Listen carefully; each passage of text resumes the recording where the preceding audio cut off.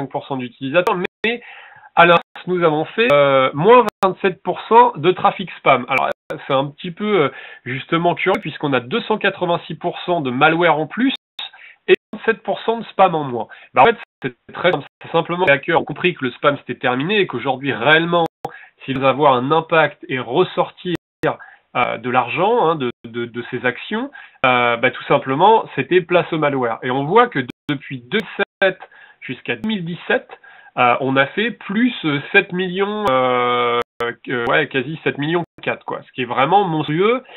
Et en 2018, vous le verrez, ce chiffre a encore augmenté.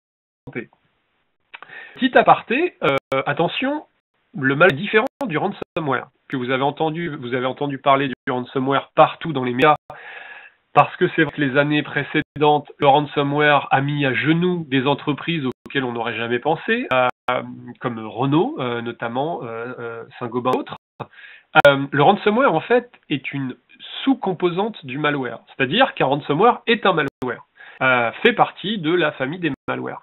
Mais des malwares, vous en avez plein. Vous avez des kits d'exploitation qui vous permettent d'utiliser des vulnérabilités. Vous avez le virus standard qui va être là pour diffuser en fait les actions de l'utilisateur. Vous allez avoir le ver qui va mettre sur votre machine et qui va supprimer petit à petit en fait vos fichiers.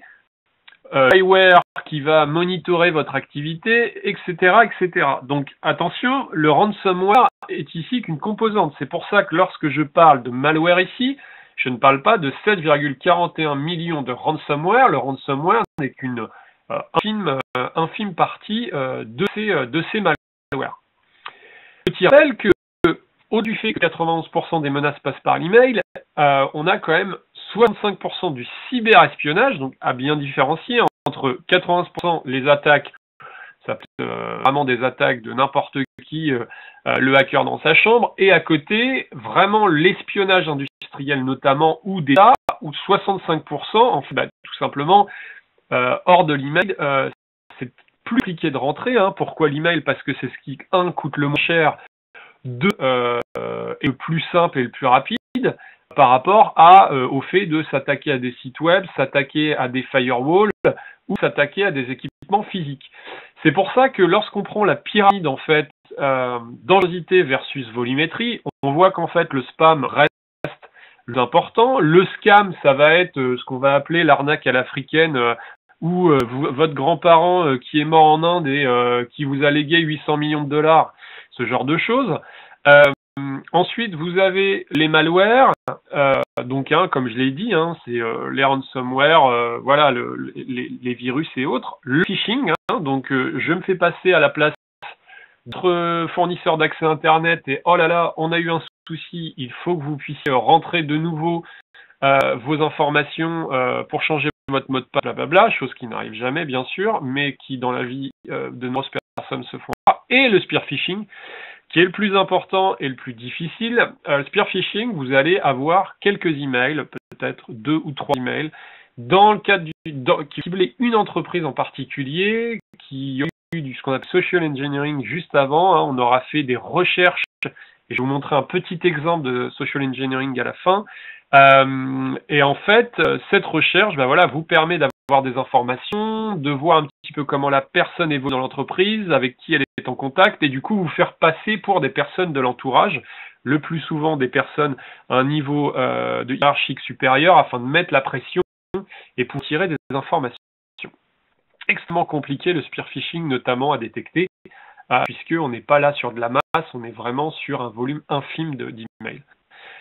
L'année 2016, en quelques chiffres, parce qu'on les a maintenant, 75% des impacts venaient de pièces jointes dans un email, 15% des attaques sont déclenchées par un utilisateur cliquant sur un lien malveillant. Alors là, c'est pas spécialement dans l'email, c'est aussi un lien vers une page de phishing. Et rien que le ransomware en 2016 aux États-Unis a coûté $1 milliard.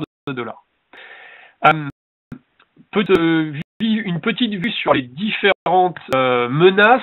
Donc en bleu, vous avez en fait les menaces, le volume de menaces vues en entreprise.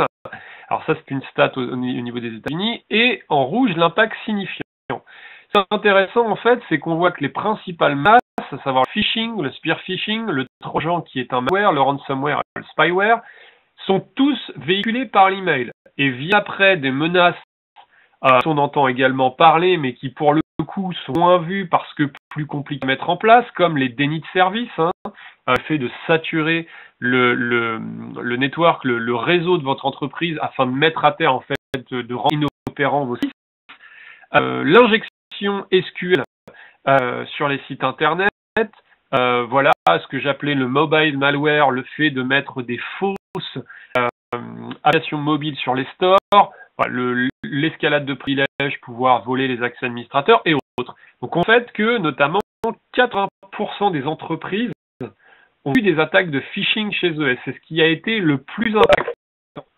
Et il y a un fort impact là-dessus, on en parlera à la fin, c'est attention au niveau du phishing, avec l'arrivée de la RGPD le 25 mai le mois prochain, ça va commencer à être compliqué puisque une stat est sortie par Verizon, 72% en fait des attaques informatiques auxquelles il y a eu ensuite des fuites de données, 60% ont commencé par un contact par email au travers d'un cas de phishing. Donc c'est vraiment assez fou en fait cette stat. Donc quels sont les facteurs? Les facteurs ils sont simples. En 2017, il y a eu énormément, alors pas qu'en 2017, mais on va dire que la surcommunication qu'on a maintenant sur Internet, c'est très simple en fait d'information et abondance de failles 0D. Une faille 0D en 2 mots, c'est une faille que vous pouvez avoir chez un éditeur logiciel, le plus souvent c'est Microsoft, et Microsoft n'est pas au courant de cette faille. Microsoft va, dès lors qu'ils vont découvrir cette faille, vous la patcher, mais du coup vous avez un laps de temps où l'utilisateur de chez Microsoft qui utilise son Microsoft Office est totalement vulnérable. Et en fait, notamment des failles 0D l'année dernière ont permis la réémergence de malware comme Loki ou d'ersatz similaires comme Jaff.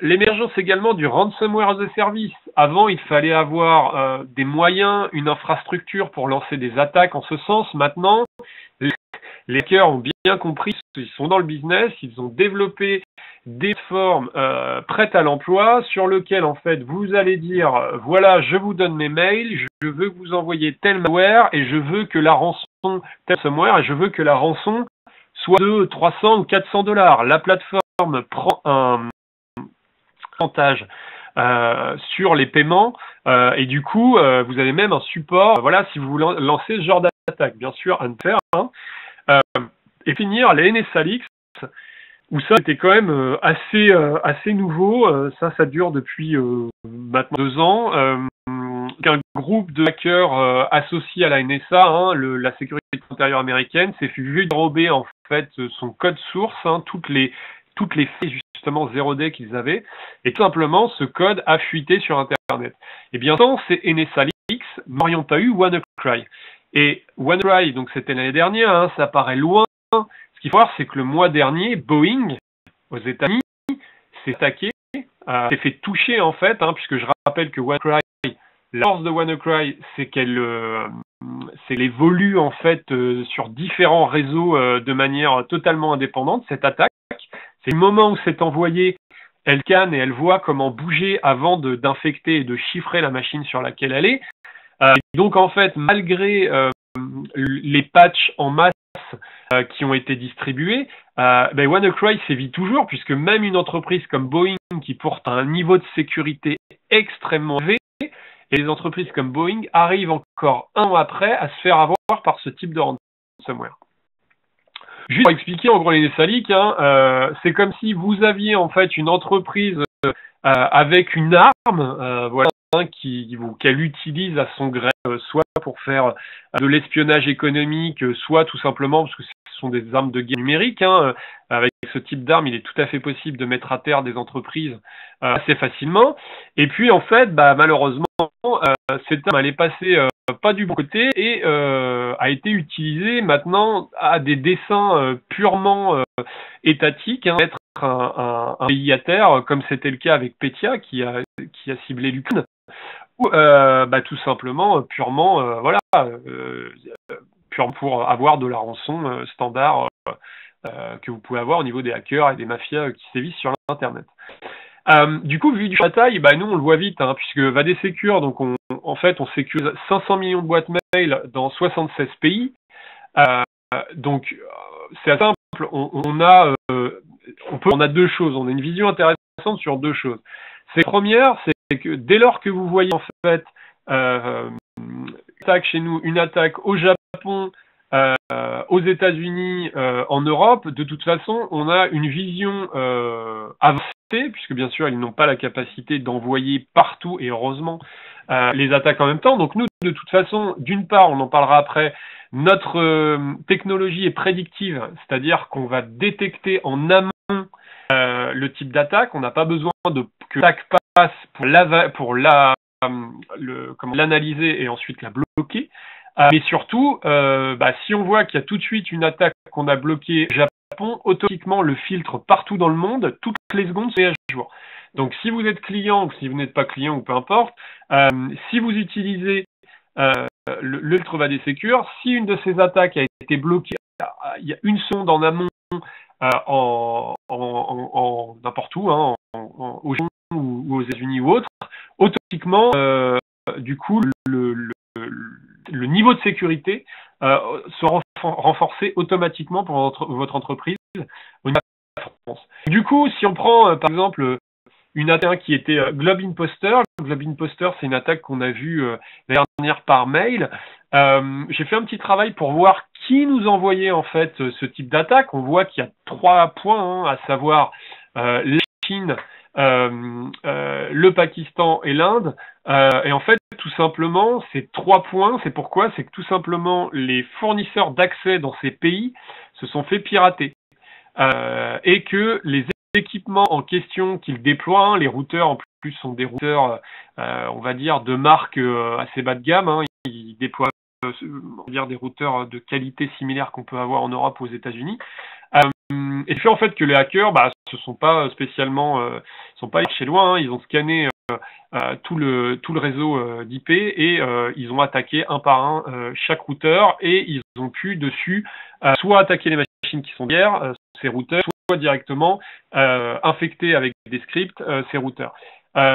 Et tous les petits points que vous voyez autour, en fait, c'est soit des serveurs, des sites WordPress et autres qui se sont fait hacker, soit en fait c'est des équipements IoT. C'est qu'on arrive, on a trouvé énormément de caméras, notamment de la marque Axis, énormément de caméras, puisque la problématique avec l'IoT, c'est que dès lors que vous la mettez, quand vous allez mettre une caméra dans la rue, vous pouvez n'importe quelle entreprise a une caméra dans la rue. Quand vous avez une faille 0D sur cet équipement, déjà, est-ce que votre équipement est tout sous garantie, sous maintenance? La plupart des entreprises achètent une caméra, l'installent, voire même l'installent eux-mêmes et vont pas prendre de maintenance particulière. Donc, vous allez, ne pas être alerté de la mise à jour à faire, vous n'allez pas savoir comment faire. Et surtout, quid des équipements qui sont en fin de vie? Que la faille restera. Là, c'est vraiment une problématique très forte au niveau de l'IoT, des objets connectés, parce que volume énorme que ça va être compliqué d'endiguer de toute façon tous ces réseaux d'envoi d'emails. Puis passe là-dessus, hein. De toute façon, sur un équipement IoT, vous avez un système d'exploitation Linux, vous mettez un script, vous pouvez envoyer mail, hein, comme n'importe quoi. Également, les sites WordPress, 65% des sites dans le monde sont avec des sites WordPress. C'est assez simple, hein. Du moment où vous avez trouvé une faille sur un script, vous scannez sur Internet tous les sites WordPress, vous scannez ensuite, il y a des outils pour ça, hein. Vous scannez pour voir si la personne utilise le plugin dans la version et voilà, si c'est la version, vous avez de toute façon la faille, vous allez pirater le site et ensuite vous mettez votre script et vous envoyez mail. C'est extrêmement simple à faire, même un étudiant en première année saurait le faire. Et derrière, les routeurs, il y a eu énormément de failles de sécurité au niveau des routeurs et toutes les entreprises ne patchent pas, malheureusement, leurs routeurs. Si on regarde au niveau du champ de bataille, ça c'était l'année dernière, 2 janvier 24 avril, c'était sur l'attaque JAF. On voit que du 20 mars au 3 avril, on a des attaques et d'ailleurs, nous, on l'avait bloqué dès le début, ce qui nous avait donné d'ailleurs le droit de le faire. On était notamment passé dans BFM et autres.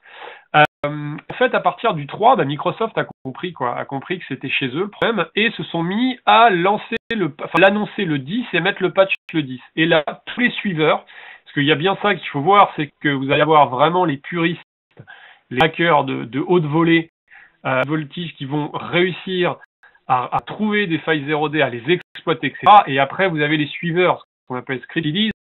Vous avez toute personne derrière qui vont récupérer des scripts préexistants et qui vont attaquer. Et là, on le voit nettement. Si on regarde le volume, en fait, de malware, on a eu un pic très très fort au mois de novembre 2017, l'année dernière, puisqu'on est passé à plus de 45 millions, on est à quasi 46 millions, malware stoppé, malware unique, d'accord, alors que on était sur un volume aux alentours de 20. On voit là, au mois de janvier 2018, ça a un peu redescendu et vous allez voir pourquoi. Et là, on revient, il y a toujours beaucoup de malware, mais on revient à une activité plutôt normale. Alors, en sachant qu'au mois de novembre, du coup, ce qui a émoustillé, on va dire, tous les réseaux mafieux, hackers et autres, c'est que tout simplement, il y a du code source qui a été diffusé, du code de la NSA et autres, qui a été diffusé en fait sur l'internet, et voilà, il y a eu un très très grand nombre de nouveaux malwares qui ont été développés par rapport à ce code source. Donc, coup de phishing. Le phishing, il explose, et je vais vous expliquer pourquoi. Au plus phishing, on était à 90 millions. En février, on est à 220 millions d'attaques de phishing uniques bloquées. On voit le chiffre là, il est exponentiel, donc ça veut dire que de décembre à février 2018, on a fait quasi plus de 200 millions, ce qui est énorme, ce qui n'est jamais arrivé. Alors pourquoi en fait on a cette augmentation? En fait, on a découvert une nouvelle attaque qui n'a rien à voir avec les attaques qu'on avait pu avoir avant, où on se fait passer pour Free, Orange ou autre, ou votre banque et autres, on vous demande de venir donner vos accès. Je rappelle une chose, le phishing, il sert à 3 choses. Premièrement, il sert à, bien sûr, voler vos accès. Deuxièmement, vous avez 2 possibilités ensuite. Soit, au niveau des accès, on va venir dérober des informations, simple dérober des informations, et pour vous, c'est transparent, indolore, inodore, donc des informations personnelles. Et on reboucle la fin, mais du coup, là, il y a une problématique RGPD. Soit, tout simplement, on va modifier vos accès et puis tout de suite, essayer de vous dérober soit de l'argent ou autre. Et en fait, ce nouveau cas de phishing, il est extrêmement malin parce que il est difficilement détectable, parce qu'au niveau des liens, alors ce qu'il faut voir au niveau de VADSecure, et je vais faire une petite digression sur ce point, VADSecure a 2 environnements de protection. Le premier, c'est l'email. C'est-à-dire que votre email va arriver, on a différentes couches de protection et de détection, mais globalement, on va rester votre boîte aux lettres, quoi. Et le deuxième niveau de protection, c'est dans votre email, de l'email que vous allez recevoir, vous avez des liens. Eh bien, on va aller regarder ce qu'il y a derrière ces liens. Et je dis derrière ces liens. C'est-à-dire que là, par exemple, dans le cadre de cette attaque, il n'y a pas un lien standard. Et j'utilise ce qu'on appelle des shorteners d'URL. Alors, il y a 2 shorteners d'URL très connus qui sont Bitly et l'autre de Google. Ça sert à rien, un shortener d'URL. Lorsque vous êtes sur les réseaux sociaux, vous avez un nombre de caractères limité quand vous faites du marketing. Et lorsque vous avez une URL, une adresse, vous pouvez avoir une adresse jusqu'à 300 caractères. En sachant qu'à l'époque, ils ont augmenté, mais Twitter, c'était 255 caractères. Donc, juste votre URL était déjà plus importante que votre tweet. Donc, des shorteners d'URL ont été créés, où en gros, votre URL de 300 caractères va devenir 7 ou 8 caractères, ce qui permet en fait de pouvoir diffuser vos adresses dans des tweets, etc. Sauf qu'un shortener d'URL, vous ne savez pas ce qu'il y a derrière. Donc, les solutions, si je puis dire, simplistes de sécurité de l'email, c'est un shortener d'URL, je vois rien, je vois un accent, c'est pas un domaine qui est dans une liste de domaines connus pour le spam ou le phishing. Bon, c'est pas fait. Nous, dans notre cas, en fait, on a de toute façon une technologie qui va aller au bout. Alors, pourquoi je dis au bout? Parce qu'on a trouvé des cas où il avait en fait lié jusqu'à 300 shortener d'URL. Donc imaginez, vous cliquez sur un lien et vous redirigez 300 fois de shortener en shortener pour arriver à la fin sur une page. Alors habituellement sur le phishing classique, c'était une page piratée, et ben là non. Ce serveur loué par une organisation mafieuse, hein, avec des domaines qu'ils ont achetés eux-mêmes. Donc, toute ancienne technologie de filtrage qui vont se baser sur OK, est-ce que le domaine a une bonne réputation, l'IP du serveur a une bonne réputation. Là, ça marche plus. Ça marche plus, puisque de toute façon, tout est clean. Et c'est ça où ils sont vraiment extrêmement malins. C'est que c'est pour ça que c'est difficilement détectable. Et ça n'a rien à voir avec un phishing classique. Anciennement, le phishing, c'est sous la forme d'un email marketing. Donc, c'est plus du tout, on dit toujours, hein, la profile dans l'entreprise, c'est entre chaise et le bureau, c'est votre vigilance. Et en fait, vous allez avoir beaucoup plus de vigilance si une marque vient vous voir et vous dit « Ah, en fait, on a un problème, il faudrait que vous vous reconnectiez, que vous changiez vos identifiants. » Alors que là, on vient pas vous dire ça, on vient vous dire « Ah, vous allez voir après, ah, c'est un email marketing, on vous offre un coupon de réduction dans le cadre des 10 ans Carrefour, etc. » Et comme vous le voyez, à l'œil nu, il n'est pas possible, et si vous regardez bien, c'est un shortener, il n'est pas possible de savoir que c'est du phishing. Ils utilisent des domaines légitimes, c'est-à-dire que ce ne sont pas des noms de domaines hackés ou connus dans des listes pour être frauduleux. Enfin, alors en fait, ce qui se passe, c'est que vous arrivez à la fin sur un questionnaire, et sur ce questionnaire, d'une façon ou d'une autre, à la fin, vous donnez vos informations de carte bleue. Et là où ils sont extrêmement malins, c'est qu'ils vont vous prendre 300, 400, 100 euros, ils vont vous ponctionner une petite partie infime qui part totalement. Vous allez valider à l'œil votre compte en banque. C'est vraiment pas grand-chose. Et c'est là où ça marche extrêmement bien. Vous l'avez vu, le volume, on a fait plus de 100 millions. Et attention, c'est bien, je répète, des attaques de phishing uniques. Hein, c'est pas la même. Hein, c'est vraiment unique, 200 millions. Et ressemble à quoi ces emails? Alors, je vous l'ai mis en plusieurs langues, hein, puisque vu qu'on est dans 76 pays. Par exemple, du Bitcoin, lorsqu'il était à 13 000 $. Vous avez par exemple Carrefour, donc je l'ai expliqué, ça doit être du hollandais, je crois. Vous avez en plus il géolocalise, donc un travail de social engineering qui est fait avant. Et notamment, l'email, il est totalement personnalisé. On voit là, par exemple, que la personne s'appelait Marc. Et également, bien sûr, hein, des sociétés françaises comme du Orange, hein, vous dit, voilà, il y a quelques jours, vous avez participé à notre compte, j'essaie de vous contacter depuis, ce qu'on a besoin, c'est de votre confiance, vous receviez votre carte cadeau. Donc, des choses où vraiment, on l'a vu tout à l'heure, le nombre de volumes de spam, et au bout d'un moment, l'email marketing, il fait plus trop attention, en fait.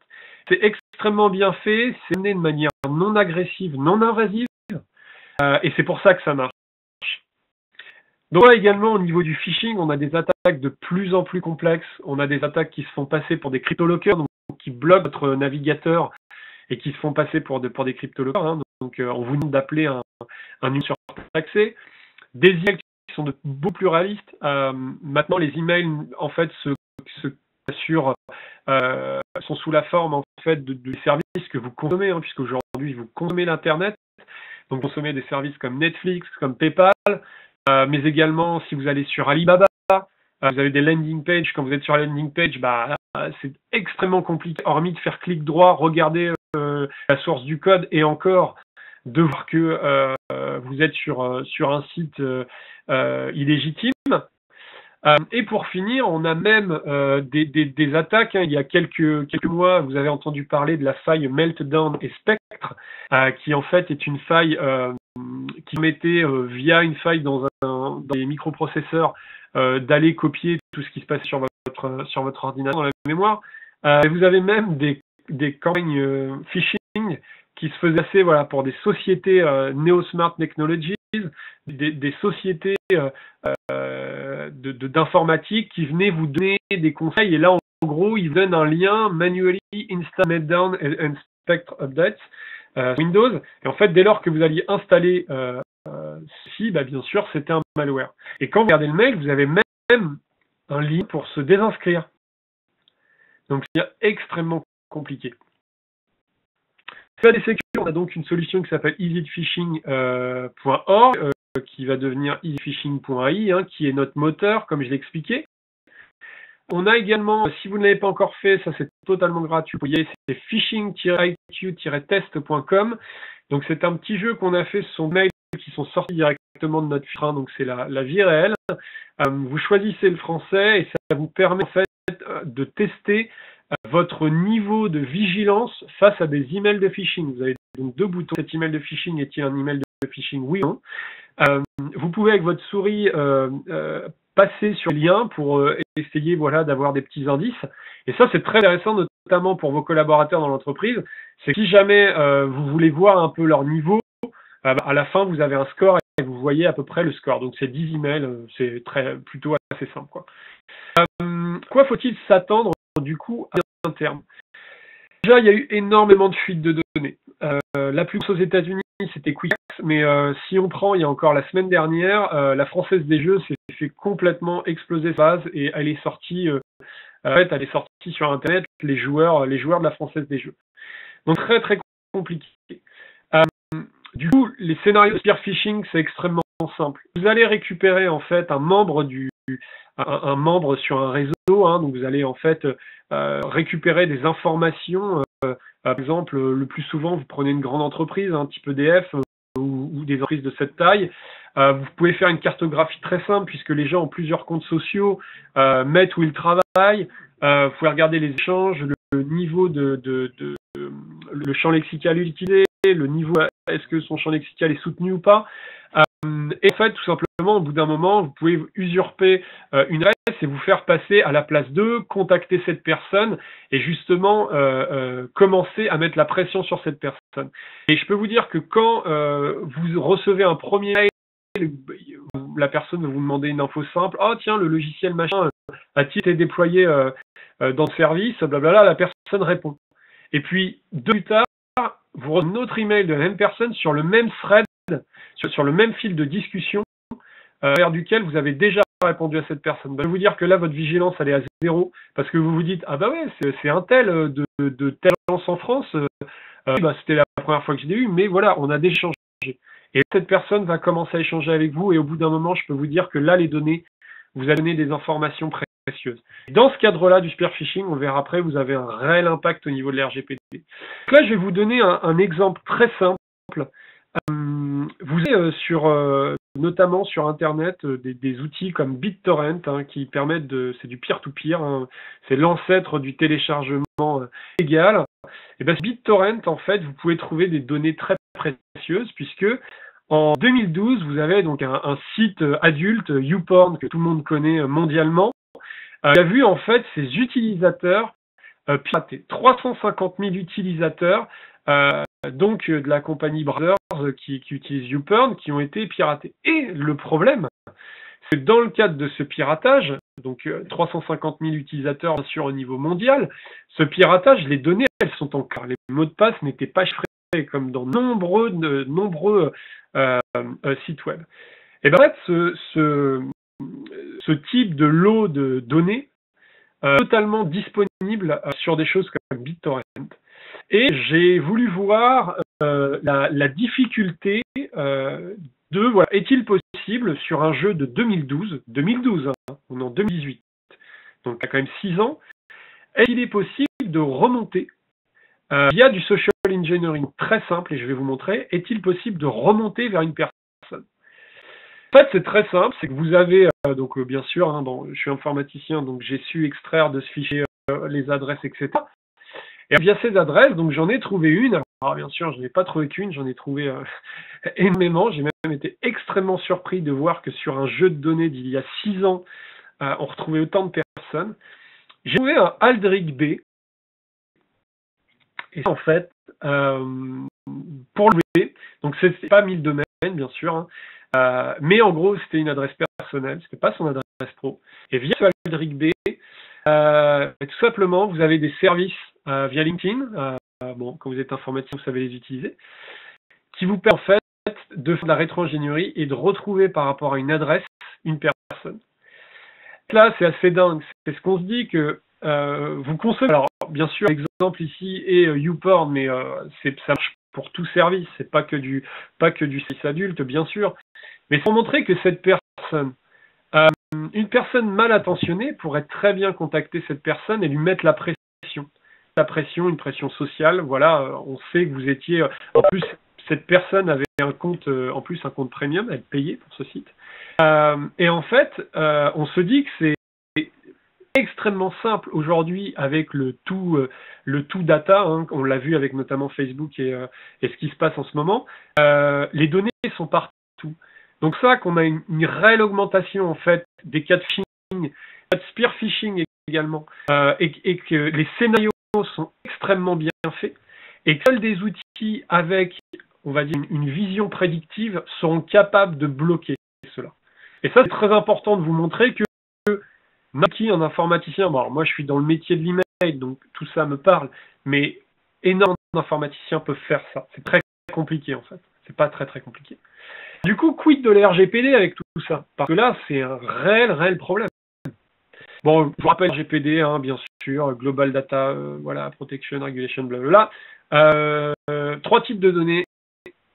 Donc, au niveau des données personnelles, les données directes, toute donnée qui va permettre formellement d'identifier une personne, données indirectes, toutes données qui vont permettre d'identifier une personne via un croisement de données, et données données totalement anonymes, ne sera pas possible. Je vous donne un exemple simple. Données directes, monsieur Durand, je cherche monsieur Durand dans la rue des Mimosas qui est né un 11 avril 2012. Non, enfin, monsieur Durand de la rue des Mimosas qui est né qui habite le 11 rue des Mimosas. Donc là, vous allez le trouver, ok. Une qu'on va croire. Je veux monsieur Durand qui habite dans la rue des Mimosas, mais qui est né le 11 avril 2012. Vous avez une info, monsieur Durand, ok, mais ça vous donne pas la possibilité de cibler cette personne. Et quand, ah oui, mais j'ai sa date de naissance. Et là, c'est sûr que dans une rue, ayant le même nom, ça m'étonnerait que vous ayez un homonyme qui est le même jour.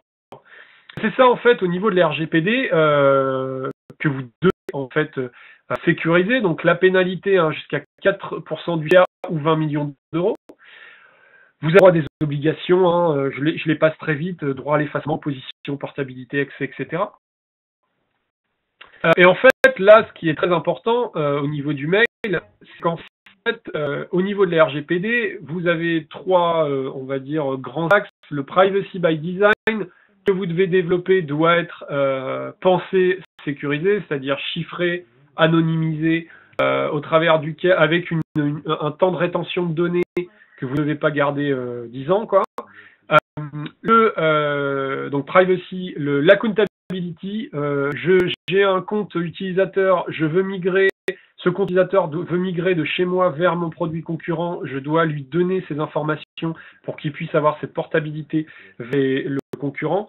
Et troisième chose, qui est privacy by design, privacy by default, je dois sécuriser l'ensemble de mes données. Sauf que dans le cadre de RGPD, vous devez bien faire un inventaire de vos données et ensuite faire d'impact sur la sensibilité de ces données, ce qu'on appelle le PIA, et simplement faire une petite, un petit rappel, c'est que vous avez 2 types de données. Vous avez des données structurées, à savoir vos data warehouse, où vous avez données dans des systèmes de requêtes, SGBD et autres, MySQL et autres, les ERP, et mais à côté, les données non structurées, vous avez notamment l'email. Et attention, parce que 80% des données non structurées, 80% des données dans une entreprise sont des données non structurées, et au sein d'un email, vous avez également des données, vous pouvez très bien diffuser à un de vos commerciaux, ah bah tiens, voici le fichier des gens relancés, voilà, je te l'envoie en CSV par email. Donc attention à ça, c'est qu'au niveau des solutions email, il est très important que vous puissiez avoir en fait un système de quarantaine, mais également un système d'accès privatif, totalement étanche, et que tout utilisateur ne puisse pas avoir accès à tout et n'importe quoi au niveau de son compte mail ou des comptes mail de l'entreprise. Ça, c'est très important. Comment lutter pour les menaces? Donc, il y avait des méthodes classiques avant de protection, c'était la réputation IP, ce que j'expliquais, le fingerprint ou le sandboxing. On mettait le malware dans une machine virtuelle et on voyait un petit peu comment le malware fonctionnait. Aujourd'hui, en fait, ça marche plus parce qu'on l'a vu, les nouveaux cas de phishing, ils achètent directement leurs IP sur leur réseau. Donc ça marche plus. Le fingerprinting avec le polymorphisme, les attaques qui sont un peu avancées, ça passe au travers. Et le sandboxing, on l'a vu sur les attaques comme Petya ou WannaCry, ça passe également à travers, ils sont capables de le voir. Donc en fait, là où il faut arrêter en fait d'être curatif et réactif, il faut être prédictif. C'est pour ça qu'au niveau de VAD Secure, en fait, on a un niveau de détection qui est très important, parce que tout simplement, déjà, on se base, ça fait déjà 10 ans qu'on se base sur de l'heuristique, c'est-à-dire qu'on va, via des méthodes de détection, on ne va pas se baser sur qu'est-ce qu'il y a dans votre email, parce que d'ailleurs, vous l'avez vu, c'était les malwares que vous avez vus dans la presse, faisaient passer pour des emails que vous pouviez recevoir de votre télécopieur, par exemple. Donc, quand vous avez une ligne dans un email, si vous vous basez uniquement sur le caractère et le texte de votre email, il n'y a aucun intérêt. Donc, du coup, on se base réellement au niveau, ce qu'on appelle heuristique, c'est au niveau vraiment de comment se comporte votre email, à qui il a été envoyé, dans quel cadre avez-vous déjà eu des échanges. Est-ce que si la personne se fait passer pour une personne de chez vous, est-ce qu'elle usurpe une identité? Est-ce que également le compte existe pour les très grosses entreprises? Est-ce que le compte existe dans le LDAP ou l'AD de l'entreprise, etc., etc. Deuxième chose également, on a mis depuis quelques années, puisque vraiment l'intelligence artificielle s'est vraiment développée depuis quelques années, machine learning, donc tout simplement des systèmes auto-apprenants qui nous ont d'ailleurs permis de bloquer, comme je l'expliquais, de manière prédictive les menaces JAF et autres l'année dernière. De la contre-mesure, c'est le cas par exemple que nous avons là avec ce cas de phishing, c'est que tout simplement on a détecté qu'ils essayaient de cacher les pages de phishing, donc nous on va jusqu'au 300e redirection, on va jusqu'au bout vers la page de phishing. On vérifie bien sûr les réputations entre elles, on explore toutes les pages web, puisque via notre modèle de données, un modèle justement de machine learning et d'intelligence artificielle, on est capable de vous dire si la page usurpe ou non une marque. Bien sûr, l'exploration de domaine. Et à côté, on utilise toujours un certain nombre d'outils comme des honeypots. On a des serveurs justement sur Internet où on a fait exprès de les rendre vulnérables pour voir justement les attaques et les envois de spam, de malware ou de phishing qu'ils utilisent via nos serveurs, pensant avoir piraté nos serveurs. Bien sûr, la validation des numéros de téléphone, des URL, des adresses et des pièces jointes.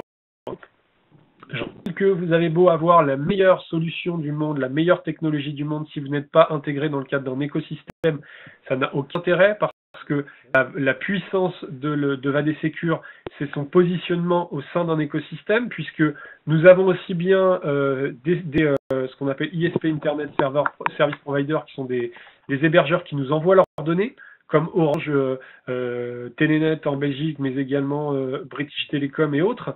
Vous avez également des partenaires comme OVH, eBay ou PayPal qui nous envoient leurs flux. Et nous, dès lors que nous avons détecté, nous allons mettre à jour, alors bien sûr, tous les produits VAD Secure. Nous allons alerter les marques, comme nous le faisons avec Apple, avec PayPal, EDF et autres. Et nous allons alerter les hébergeurs dès lors que nous trouvons une adresse IP à laquelle nous avons détecté une page de phishing pour qu'elle puisse être automatiquement du coup désactivée et ainsi protéger vos utilisateurs. Je vous remercie. N'hésitez pas si vous avez des questions. J'ai